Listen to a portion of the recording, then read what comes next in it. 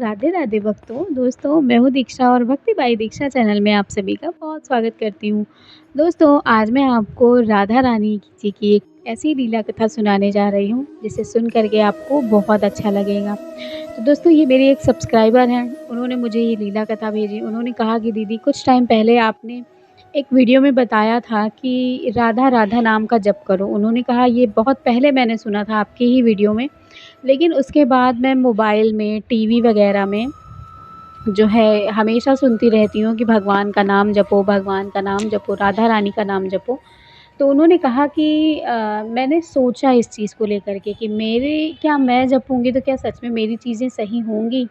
तो उन्होंने कहा कि मैंने एक विश्वास किया कि चलो एक बार करके देखते हैं, क्या पता चीज़ें सही हों।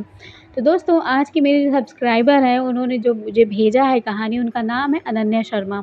अनन्या शर्मा कहती हैं कि दीदी, ये कहानी किसी और की नहीं, मेरी माँ की है। मेरी मम्मी जो है वो उन्होंने एक विश्वास किया और सच में उन भगवान जैसे कहते हैं ना कि विश्वास करो तो विश्वास पर खरे उतरना, बस वैसे ही हमारे साथ हुआ।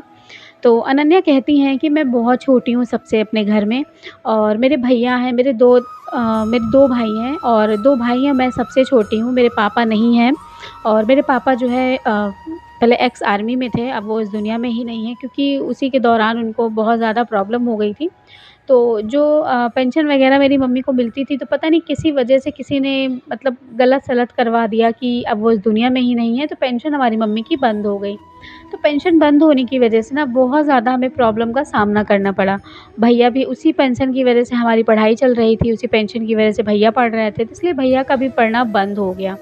तो इसी वजह से वो कहती हैं कि मेरी मम्मी बहुत दुखी रहने लगी। मेरी मम्मी उस ज़माने की हैं जो फ़ोन वग़ैरह नहीं चलाती हैं ज़्यादा, तो बस वो आपकी कहानियाँ सुनती हैं और भी 2-3 चैनल्स हैं जो उनको देखा करती हैं। तो उन्होंने बताया कि इस तरह से दीदी अनन्या कहती हैं कि इसी तरह से दीदी कुछ समय बीता, उसके बाद हम लोग बहुत ज़्यादा परेशान हो गए। ये नौबत आ गई भैया की पढ़ाई के लिए कि हमें अपना जो घर था वो तक बेचना पड़ा। वो तक बेचना पड़ा। बेचने के लिए ये था कि भैया बोल रहे थे कि हमारी पढ़ाई, मतलब एक भैया जो थे वो बहुत अच्छे हैं और एक भैया हमारे थोड़े से मूडी टाइप हैं। उन्होंने ये कह दिया कि आप लोग मेरी पढ़ाई, अगर आप मुझे पढ़ाई करवा दो तो मैं आगे चल के बहुत।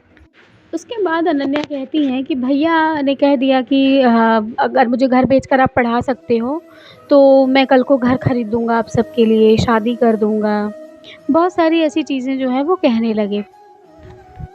लेकिन माँ इस चीज़ के लिए राज़ी नहीं थी। माँ कहती थी कि तुम दोनों तो कमा लोगे, लेकिन मेरी बेटी की शादी कैसी होगी? क्योंकि कहते हैं ना कि बहुएँ आ जाती हैं तो वो उतना केयर नहीं करती हैं, वो सिर्फ़ अपना देखती हैं। मेरी माँ को इसी चीज़ की बहुत ज़्यादा टेंशन थी। वो कहती हैं अनन्या कि मैं 11th क्लास में पढ़ती हूँ दीदी, और मेरे भैया जो हैं वो उन्होंने एक तैयारी कर रहे हैं डॉक्टरी की, उन्होंने एमबीबीएस के लिए उन्होंने तैयारी की हुई है। और एक लोग हैं जो उन्होंने बी फार्मा किया हुआ है, मतलब वो ड्रग स्टोर वाली मतलब वो ड्रग स्टोर खोलना चाहते हैं। तो उन्होंने कहा कि बस इसी वजह से हमें ज़रूरत है कि हम जो है घर बेचकर उनको, भैया को पढ़ा दें। वो मेरे मम्मी को हमेशा ऐसी-ऐसी बातें बोलते थे कि मम्मी रोया करती थी, और मैं अभी छोटी थी तो मैं कुछ कर नहीं सकती थी। इस वजह से मुझे बहुत परेशानी हुई हम लोगों को, लेकिन ना चाहते हुए मम्मी को घर बेचना पड़ा, क्योंकि भैया ज़बरदस्ती घर को बेचवा देते हैं। उसके बाद जब हमारा घर बिक जाता है, जब हमारा घर बिक जाता है तो हमें जो पैसे मिलते हैं, तो हमारे जो दोनों भैया हैं ना, उन्होंने अपनी-अपनी पढ़ाई के लिए पैसे बाँट लिए थे और हम एक रेंट पे रहने लगे थे। हम लोगों ने उन्होंने बोला कि हम 2 साल का रेंट भी भर देते हैं, 2 साल हमें रेंट देने की ज़रूरत नहीं पड़ेगी, और जो खर्चे जैसे चल रहे हैं वैसे ही चलेंगे, ठीक है? तो ये सारी चीज़ें मतलब एक सिस्टमैटिक तरीके से हो गई कि चलो ठीक है, 2 साल का रेंट भर दिया है, राशन है, घर में कैसे भी करके अपनी चीज़ें चलेंगी। तो गाँव वगैरह में क्योंकि भैया लोग बाहर रहते थे, गाँव में रहते थे, तो कहते थे घर इतना बड़ा लेकर करेंगे क्या हम लोग? खेती-बाड़ी थी नहीं, घर केवल था, तो कहते थे कि तुम दोनों यहाँ रहती हो, इससे अच्छा तुम लोग किराए में रहना। तो मम्मी ने ये कहा कि हमें किराए पे रहने से अच्छा है कि हम तुम्हारे साथ रहेंगे। यहाँ पर मैं गाँव में अकेले करूँगी क्या? तो भैया लोग भी बोले कि चलो ठीक है, हम लोग सब लोग साथ में रहेंगे। तो हम लोग सब लोग साथ में रहने लगे। उसके बाद अनन्या कहती हैं कि दीदी, वहाँ रहते हुए मम्मी को मन मेरे बहुत दुखी रहने लगा, बहुत दुखी, मतलब इतनी दुखी कि मेरी मम्मी अगर जो 2 रोटी खाती थी ना खाने में, वो सिर्फ़ 1 रोटी खाने लगी। इतनी ज़्यादा दुखी जैसी हालत हमारे घर की हो गई थी ना कि हम आपको क्या बताएँ। हमारे घर में ऐसा लग रहा था कि पापा के और मेरे पापा का बनाया हुआ वो घर अगर वो चला गया ना, इस वज़ह से उनको बहुत तकलीफ़ हो रही थी। धीरे-धीरे वक़्त बीता उसके बाद वो कहती हैं कि ऐसे ही वो टीवी वग़ैरह तो घर में थी नहीं, क्योंकि लेना बहुत मुश्किल था। फ़ोन था, वो कहती हैं एक फ़ोन था पापा भैया लोगों के पास फ़ोन था, एक फ़ोन था मेरे पास था। तो मेरे पास जो फ़ोन था मेरी मम्मी उसी फ़ोन को चलाया करती थी। तो उन्होंने कहा कि वो उन्होंने आपका वीडियो एक दिन देखा, तो उन्होंने बोला मुझसे कि चलो हम इस चीज़ को करते हैं, क्या पता भगवान हमारी किस्मत बदल दे। तो उन्होंने कहा कि मेरी मम्मी ने फिर जो नाम जप करना शुरू किया दीदी, वो एक मैं आपको बता सकती हूँ इस चीज़ के लिए कि मेरी मम्मी ने जितनी साँसें नहीं ली होंगी ना, उतना उन्होंने नाम जप किया होगा, जितना उन्होंने खाना नहीं खाया होगा ना, उतना उन्होंने नाम जप किया होगा। इतना ज़्यादा वो नाम जप करने लगीं, इतना ज़्यादा नाम जप करने लगीं कि क्या बताऊँ मैं।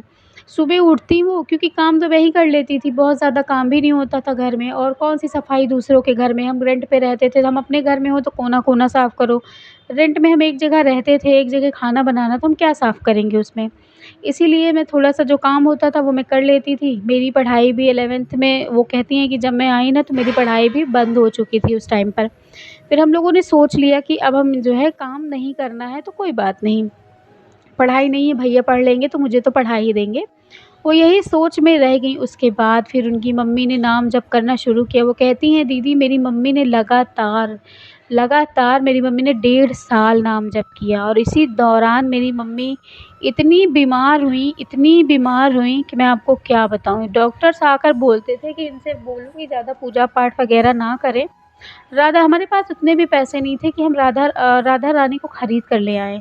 हमारे पास राधा रानी और भगवान कृष्ण की एक फ़ोटो थी। वो कैलेंडर हमें कहाँ से मिला था, वो कैलेंडर जैसे लोग नए साल में बाँटते नहीं हैं, तो वैसे ही हमें मिला था, तो उन्हीं को लगाकर मम्मी ने उन्हीं को मान लिया था, यही हमारे घर के भगवान हैं, उनको चिपका दिया था दीवार में और उन्हीं की पूजा सेवा करने लगी थी।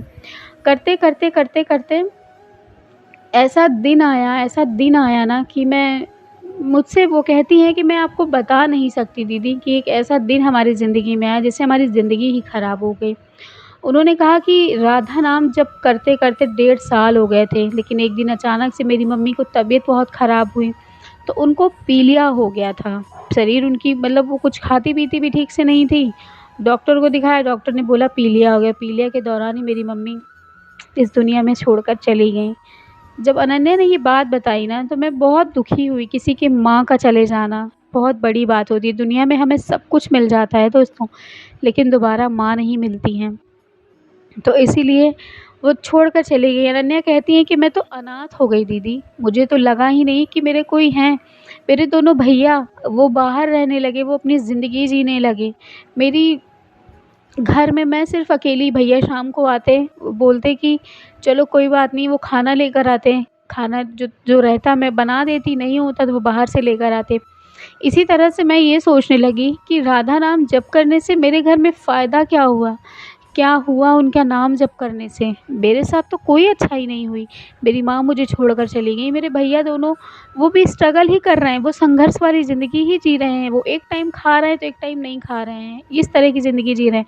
मेरी माँ ने तो कभी सुख देखा ही नहीं, और सुख देखने के लिए वो ज़िंदा रहती, इससे पहले वो चली गईं।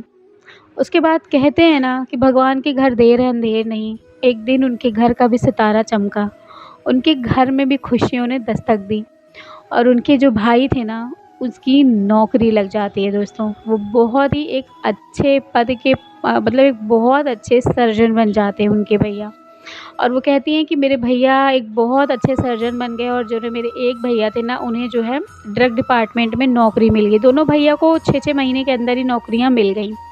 उसके बाद वो कहते हैं कि इसी तरह से मैं और भी बड़ी हो गई थी, क्योंकि अब मैं उतनी छोटी तो रही नहीं थी, मैं और भी बड़ी हो गई थी। उसके बाद फिर मेरी माँ नहीं रही, फिर भैया ने सबसे पहले वो घर खरीदा जो भैया ने बेच दिया था वो घर भैया ने खरीदा। उसके बाद फिर वो कहती हैं कि भैया ने मुझे पढ़ाई के लिए उन्होंने बोला कि पढ़ाई कर लो। तो मैं अब 22 साल की हो चुकी थी, तो मैंने कहा कि क्या मैं 11th से मैंने अपनी पढ़ाई छोड़ दी थी, तो मैंने फिर 11th से पढ़ना शुरू किया। उसके बाद वो कहती हैं कि मैं पढ़ रही हूँ, पढ़ाई कर रही हूँ। दोनों भैया जो है बहुत अच्छी नौकरी पा गए हैं। अब हमारे घर में पैसों की क्या, खाने-पीने की कोई कमी नहीं है। उसके बाद फिर हमने क्या किया, हम जो है मेरे भैया मुझे बहुत मतलब वो कहती हैं अनन्या कि मेरे भैया मुझे बहुत प्यार करते हैं, बहुत ज़्यादा। वो अपने आप से मुझे दूर भी नहीं करते, हमेशा मुझसे बहुत ज़्यादा प्यार करते हैं। तो फिर मेरे भैया ने जो बड़े वाले भैया उन्होंने घर खरीदा अपना खुद का, और घर खरीदा, घर उन्होंने भी खरीदा, सब कुछ बहुत अच्छा किया, और मेरे बड़े भैया ने शादी कर ली। शादी कर ली तो जब उनकी जहाँ नौकरी है वो तो वहीं रहेंगे, तो इसलिए उन्होंने वहाँ खरीदा, तो भाभी वहाँ रहने लगी। तो मेरे भैया ने बोला बड़े वाले ने कि अनन्या तुम भी आकर भाभी के साथ रहो। तो मैंने कहा नहीं, जो भैया ने गाँव का जो ज़मीन घर छुड़ा लिया है उसको मैं कहाँ उसको उसको छोड़कर नहीं आऊँगी मैं। तो उन्होंने बोला क्यों, ऐसा क्यों करोगी? चली आओ, भैया वो भी वहीं पे आकर रहेंगे। तो उन्होंने बोला कि नहीं, वो यहाँ पर आकर नहीं रहेंगे, मैं यहाँ पर रहूँगी, ये मेरी माँ का घर है। मेरी माँ ने मुझे, इस घर को हम कितने अच्छे से सजाते-सँवारते थे, दिवाली मनाते थे, होली मनाते थे, और इसी घर को हमें छोड़ना पड़ा, जिससे माँ भी गुज़र गई, माँ भी इस दुनिया में नहीं रही, इसी दर्द, इसी तकलीफ़ की वजह से। लेकिन माँ की व्रत, माँ का पूजा-पाठ सच में काम आया। उसके बाद वो कहती हैं कि भैया ने जो घर छुड़ा लिया था, उसके बाद दूसरे भैया की भी शादी हो गई, क्योंकि वो दिल्ली में चले गए थे।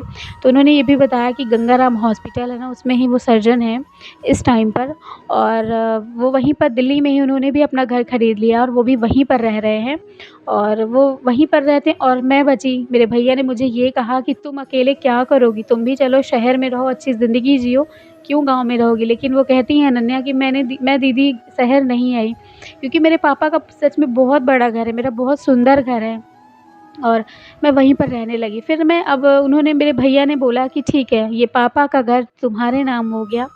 भैया ने ये बोला है कि जब तुम्हारी शादी हो जाएगी ना, तो मैं घर जमाई ढूँढूँगा, ताकि वो तुम्हारे साथ यहाँ रह सके।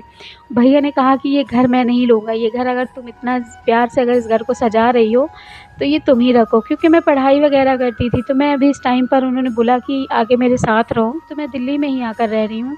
उन्होंने कहा कि दिल्ली आने के दौरान ही मुझे लड्डू गोपाल जी के बारे में पता चला, जो कि मैं लड्डू गोपाल जी के बारे में नहीं जानती थी। तो उन्होंने कहा कि लड्डू गोपाल जी के बारे में मुझे पता चला, और मैं लड्डू गोपाल जी की सेवा करने लगी। फिर लड्डू गोपाल जी की सेवा करने के दौरान मुझे राधा रानी के बारे में पता चला, तो मैं राधा रानी को भी घर ले आई। जब मैं राधा रानी को घर ले आई, उसके बाद ही मुझे बहुत अच्छा लगने लगा। लेकिन एक रात मुझे एक सपना आया इस चीज़ का, कि मैं हमेशा इस बात से दुखी रहती थी कि मेरी माँ दुखी है, मेरी माँ ने इस सुख को नहीं देखा, वो छोड़कर चली गई। लेकिन फिर उसके बाद ये पता चलता है दोस्तों कि मतलब वो कहती हैं कि मेरी जो सब लोग बहुत अच्छे थे, मेरी भाभी भी बहुत अच्छी थी, भाभी के बच्चे भी हो गए। फिर उसके बाद वो कहती हैं अनन्या कि मैंने शादी नहीं की, लेकिन आज भी मेरी माँ मुझे सपने से कॉन्टैक्ट करती हैं, मतलब सपने में आती हैं मुझे, और वो सपने में आती हैं तो बहुत खुश रहती हैं, और मुझे खूब सारा आशीर्वाद देती हैं, और कहती हैं कि हमेशा खुश रहो। तो दोस्तों ये घटना थी मेरे यहाँ पर जो घटित हुई, जो संघर्षों भरा जीवन अनन्या कहती हैं उन्होंने जिया है ना, वो शायद कभी किसी के हिस्से में ना आए। उन्होंने कहा कि मेरी माँ की सच में मंत्र जाप ने, कैसे राधा रानी के जाप ने हमारे घर को बहुत अच्छा कर दिया। उसके बाद वो कहती हैं अनन्या कि धीरे-धीरे वक़्त बीता दीदी, 5 से 6 साल बीत गए। मैंने बहुत अच्छे से पढ़ाई की, मैंने बीएड किया, और बीएड में मैं बहुत ही अच्छे रैंक लेकर आई, और मैं एक टीचर बन गई। मैं एक बहुत ही ज़्यादा एक टीचर हूँ, आज मैं टीचर के पद पे हूँ, और आज मैं कहाँ रह मैंने 1 साल तो मैं पहले जहाँ से मैंने किया हुआ था, जहाँ वो अपने गाँव में रहती थी, उनके यहाँ पर उन्होंने कहा कि पहले मैं वहाँ रहती थी, उसके बाद मैंने फिर अपने गाँव में ही जो है पोस्टिंग वग़ैरह करा ली थी कि मैं यहीं पर रहूँगी। मैंने अपने गाँव में पोस्टिंग करा ली, फिर उसके बाद मेरे भैया ने मेरी शादी ढूँढी, और शादी लड़का ऐसा ढूँढा कि मतलब कहते हैं ना कि 1-2-3 लड़कों ने ढूँढा, तो उन्होंने बोला नहीं, हम यहाँ नहीं रहेंगे, घर में रहें, हमारे यहाँ सेवा करें, ये वो। लेकिन कहते हैं ना, भगवान ने किसी न किसी को हमारे लिए चुना होता है, तो भगवान ने उनके लिए भी चुना हुआ था। तो उन्होंने कहा कि एक लड़का था जिसकी शादी जो है हमारे मुझसे हुई, वो लड़का जो है थोड़ा-सा एक उसके में ये प्रॉब्लम थी कि उसका जो है पैर का अंगूठा शायद बचपन में ही किसी वजह से कट गया था। तो कोई प्रॉब्लम ये था कि कोई प्रॉब्लम वाली बात तो नहीं थी, ना चलने-फिरने में, क्योंकि वो भी एक टीचर ही थे, हमारे साथ ही हमारे कॉलेज में पढ़ाते थे। बस फ़र्क इतना था कि उनके भी पैर में अंगूठा नहीं था, तो वो दोनों वो थे, और उनकी शादी इसी पैर के अंगूठे की वजह से उनसे कोई नहीं कर रहा था। तो मैंने उनसे कर ली शादी, क्योंकि मैं जानती थी कि वो बहुत अच्छे इंसान हैं, बहुत ही पढ़ना मतलब वो मुझसे भी ज़्यादा टैलेंटेड थे। तो वहीं पर थे, तो मैंने भैया से बात करी, तो भैया ने बोला कि ठीक है, तो भैया ने मेरी धूम-धाम से पूरे गाँव में बहुत अच्छे से शादी करवाई, क्योंकि भैया लोगों की शादी बहुत अच्छे से नहीं हो पाई थी, क्योंकि गाँव में मतलब वो नहीं आ पाए थे करवाने के लिए, वो शहर में ही अपनी शादी कर लिए थे शहर, क्योंकि गाँव वालों को खिलाना, गाँव समाज को भी खिलाना ज़रूरी होता है, वो हमारे यहाँ कहा जाता है, अनन्या कहती हैं। तो इसलिए मेरी शादी में सारी शौक पूरी हुई, और मेरी शादी बहुत धूम-धाम से हुई, और उसके बाद फिर आज हम लोग अपने घर में, अपने पापा के घर में मैं रह रही हूँ, और मेरे हस्बैंड भी मेरे साथ रहते हैं और हम लोगों की बहुत अच्छी ज़िंदगी है। बस एक कमी खलती है वो किसकी, मेरी माँ की। आज मेरी माँ होती हैं, वो ये देखकर बहुत खुश होती हैं। लेकिन जहाँ भी होंगी ना वो बहुत खुश होंगी। लेकिन आज उन्हीं की चमत्कार, उन्हीं के मंत्र जाप की वज़ह से आज मेरे घर में ये तरक्कियाँ हुई हैं, बाकी और किसी चीज़ की वज़ह से नहीं। तो दोस्तों ये थी घटना और आज आप सबके लिए जो मैंने आपको सुनाई, अगर अच्छी लगी है तो लाइक शेयर करिएगा ज़रूर से और आप भी बताइएगा कि आपके साथ भी ऐसी कोई घटना घटित हुई है? और अगर घटित हुई हो तो मुझे मेरे इंस्टा पर ज़रूर से भेजिएगा। चलिए मिलूँगी फिर से एक नई लीला कथा के साथ, तब तक के लिए राधे राधे। जय श्री कृष्णा।